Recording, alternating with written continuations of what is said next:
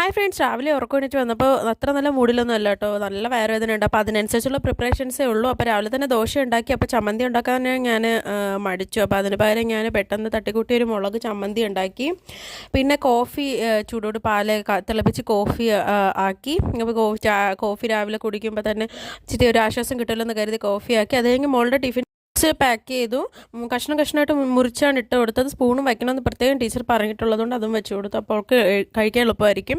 അത് പാക്ക് ചെയ്തതിന് ശേഷം ഞാൻ കോഫി കുടിക്കുകയാണ് വന്നിരുന്നത്. ആ കോഫി കുടിച്ചതിന് ശേഷം ഇത്തിരി ഒരു എനർജിയൊക്കെ കിട്ടി. എന്നിട്ട് മോളെ വിളിച്ചുണർത്തി. അത് കഴിഞ്ഞ് പല്ലൊക്കെ തേച്ച് അവൾ മുഖമൊക്കെ തുടച്ച് കഴുകി മേലൊക്കെ കഴുകി വന്നിട്ട് അവളുടെ ഡ്രസ്സ് വെനസ്ഡേ ആണ്, അപ്പോൾ ഈ ഡ്രസ്സാണ് ഇടുന്നത്.